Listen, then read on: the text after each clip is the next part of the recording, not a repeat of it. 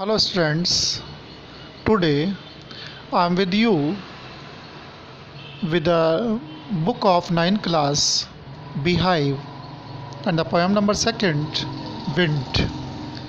The poet of this poem Chinnaswamy Subramania Bharati. He was a Tamil writer, poet and journalist, an Indian independence activist and social reformer from Tamil Nadu. After this, this poem was translated from the Tamil by Mr. A.K. Ramanujam. I wanna say about this poem, when the wind blows strongly, it caused great destruction. It breaks doors and windows, scatters pieces of papers, throws down books, breaks roofs, etc. To face this fierce wind, we will have to be strong enough physically, mentally and morally. अर्थात इस कविता में कवि सुब्रमण्य भारती ने उस समय की स्थिति के बारे में वर्णन किया जब व्यक्ति किसी बाधा से बहुत परेशानी में आ जाता है और वो समझता है कि सब कुछ ख़त्म होने वाला है, और इस तरह के समय में कि उसे बचना कैसे है। यदि वो मानसिक, शारीरिक तौर पर या नैतिक तौर पर वो मजबूत नहीं होता है तो अपने आप को वो गिरा देता है या अपने आप को नष्ट कर लेता है समय के साथ। तो उसी प्रकार कवि ने बहुत सुंदर ढंग से इस कविता में वर्णन किया है। मैं पंक्तिबद्ध तरीके से उसको हिंदी में रूपांतरण कर रहा हूँ। मुझे उम्मीद है कि आप बहुत भली प्रकार समझेंगे। ध्यान से देखिए कविता को। विंड कम सॉफ्टली, वायु हे पवन देव आओ कोमलता के साथ। Don't break the shutters of the windows. Don't माने मत, ब्रेक माने तोड़ो, शटर्स कहते हैं दरवाज़ों को, ऑफ द विंडोज़ कहते हैं खिड़की के दरवाज़ों को, मत तोड़ो। डोंट स्केटर द पेपर्स, कागज़ों को मत बिखेरो। स्केटर कहते हैं बिखेरना या फैलाना, स्प्रेड करना या डिस्पर्स करना। Don't throw down the books on the shelf. Shelf कहते हैं अलमारी में या कोई भी एक ऐसी जगह जहाँ किताबें रखी जाती है। शेल्फ से किताबों को नीचे मत गिराओ। डोंट माने मत होता है, थ्रो डाउन माने नीचे गिराना। There look what you did, अरे वहाँ देखो आपने क्या किया। पवन देव को कवि कहता है, वायु को कवि कहता है तुमने किया क्या। You threw them all down, तुमने तो सारी की सारी नीचे गिरा दी।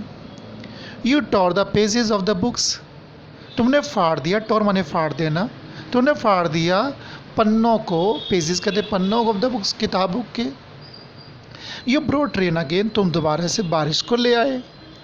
You are very clever at poking fun at weaklings. Weakling कहते कमज़ोर निसहाय व्यक्ति या पशु, और पॉकिंग फन कहते मजाक उड़ाना, टीजिंग करना, मेकिंग फन ऑफ करना। तो वो कहता है वायु से तुम बहुत चतुर हो कमज़ोर निसहाय व्यक्ति या पशुओं की मजाक उड़ाने में। Frail, crumbling houses, crumbling doors, crumbling rafters, crumbling wood, crumbling bodies, crumbling lives, crumbling hearts. Frail माने कहते हैं तोड़ देना या आसानी से टूट जाने वाला। क्रम्बलिंग कहते हैं छोटे छोटे टुकड़ों में बांट देना।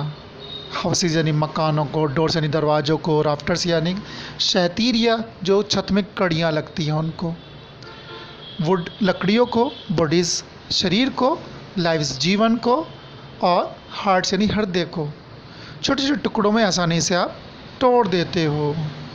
The wind god winnows and curses them all. Winnows कहते हैं उड़ा ले जाना, दूर तक बहा देना। Blow grain free of chaff, जैसे कि कोई भूसा होता है उसे मुक्त रूप से दूर तक उड़ा देना। कर्सिस कहते हैं डिफॉर्म करना, कुचल देना, नष्ट कर देना।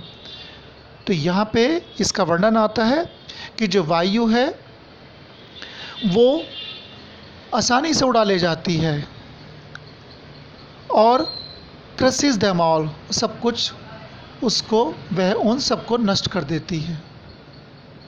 आगे दूसरे स्टेंजा में, he won't do what you tell him, वह नहीं करेगा, यानी कवि कहता है पवनदेव वह नहीं करेंगे। वाट यू टेल हिम, जो तुमने उनसे कहा, जो चीज़ तुमने उनसे कहा। सो कम, इसलिए आओ, let us build strong homes, आओ हम मकान को मजबूती से निर्माण करें।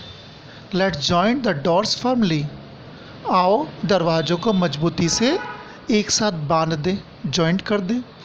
Practice to form the body, practice यानी व्यायाम करें, फॉर्म माने मजबूत बनाने के लिए, बॉडी माने शरीर को मजबूत बनाने के लिए व्यायाम करें।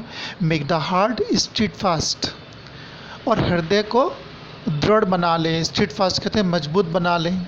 डू दिस, ऐसा करो तो। And the wind will be friends with us, और वायु हमारी मित्र बन जाएगी। The wind blows out weak fires, और पवन देव कमज़ोर आग को बुझा देता है। वीक फायर्स यानी जो कमज़ोर अग्नि होती है, कमज़ोर तीव्र इच्छा होती है, मन की जो तीव्र इच्छा होती है उसको ब्लोज आउट कहते हैं बुझा देना, ख़त्म कर देना। He makes strong fires roar and flourish, roar कहते हैं दहाड़ना, और फ्लोरिश कहते हैं किसी चीज़ को फलना, फूलना या बढ़ा देना, यानी इंक्रीज करना।